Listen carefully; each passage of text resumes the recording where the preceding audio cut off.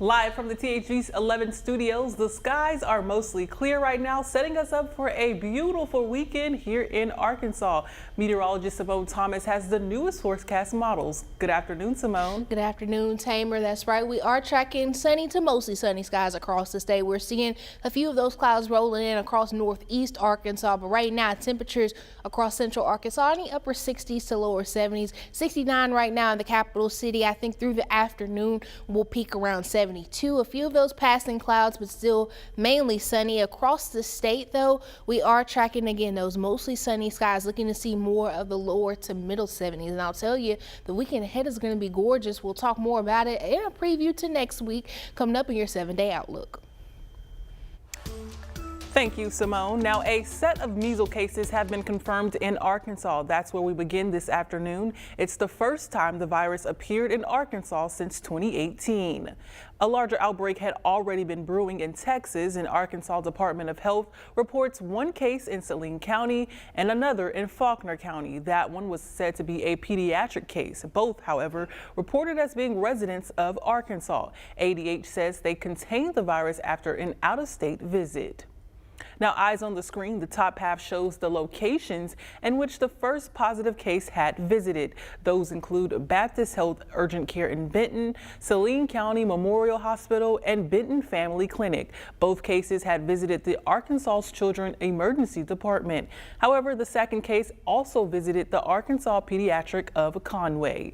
Now, the Department of Health now warns of these symptoms. They mimic those of a common cold, that being a fever, cough, or runny nose. The most notable sign for concern is a rash. Medical professionals warn this disease is one that spreads very easily. One of the reasons it's so contagious is it lingers in the air. It lingers on surfaces for a very long time. So it's one that as you walk through a room, it will linger in the air for about 2 hours behind you. It will linger on a surface for about 2 hours behind you. Now, there is a vaccine against the virus. It requires 2 doses. Once received, your immunity goes up to 97%. If you haven't been vaccinated since 1970, then your immunity won't be as effective.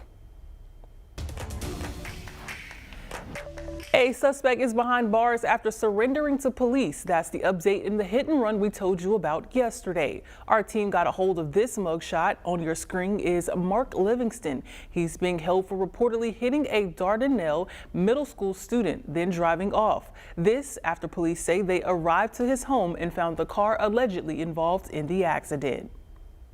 Our chief and assistant chief spent about 3 hours today observing the residence where the guy lives. Did not make contact with him, did locate the vehicle, and we have towed the vehicle at this time. We are very thankful to report that we believe that the student will be fine, but it's just kind of it was a very scary incident. Let this be your reminder, crosswalks are in place for a reason. If you clearly see someone crossing, it will not hurt you to stop and wait until they're completely across the street. And we want to inform you of new developments in Pine Bluff. The city is taking the next step to tackle drag racing. Our THG 11 news team got this video from the Heat magazine. You can see Pine Bluff police responding to a drag racing incident. This is near homes on Taft Street and West 28th Avenue. That's where a green car slammed into a family's kitchen and now adds to the long list of residential complaints. What can we do as residents? What can we do? And that's the frustration of it, is what can the residents do to make their neighborhoods safe so things like this don't happen again, especially on this street. Now, those concerns did reach City Council and an ordinance has been introduced. It imposes fines of up to $1,000 for offenders. We have several crime stories to update you on, starting with this. The Attorney General's office has yet again taken on organized retail crime. Attorney General Tim Griffin shared these details yesterday. A couple in Conway have been arrested. According to Griffin, they used 6,000 Home Depot gift cards to get $2 million worth of goods. Griffin says the recent arrests are part of a large-scale operation. This is about large-scale organized retail crime.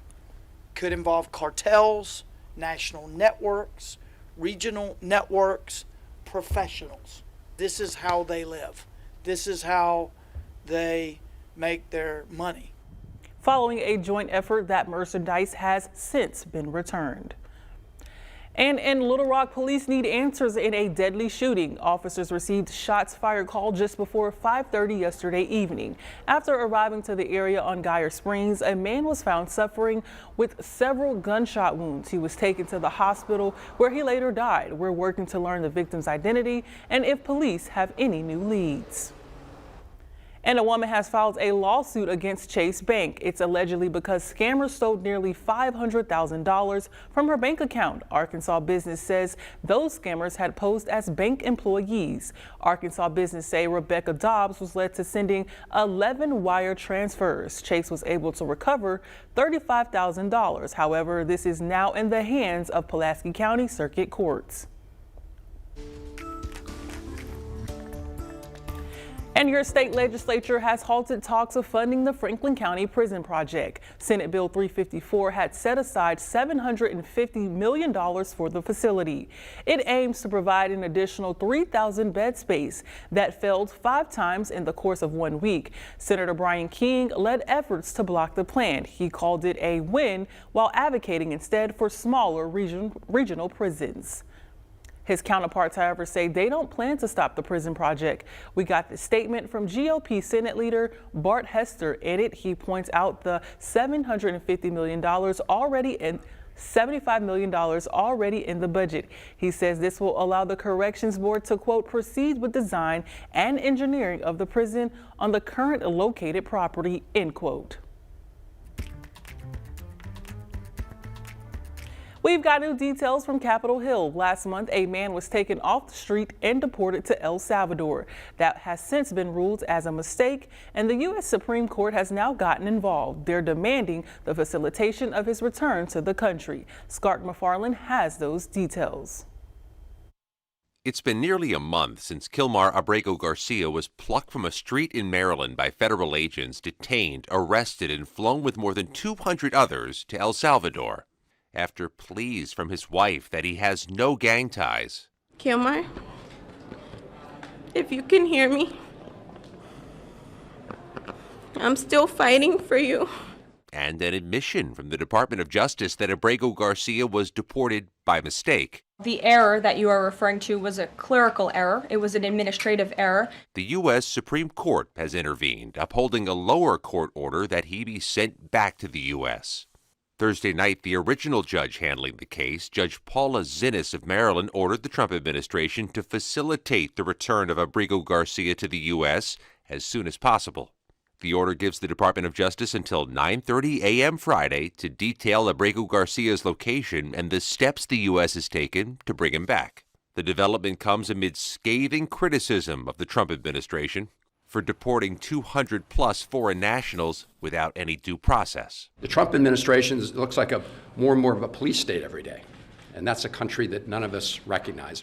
The Trump administration has also moved to essentially cancel Social Security numbers for thousands of immigrants here on temporary legal status.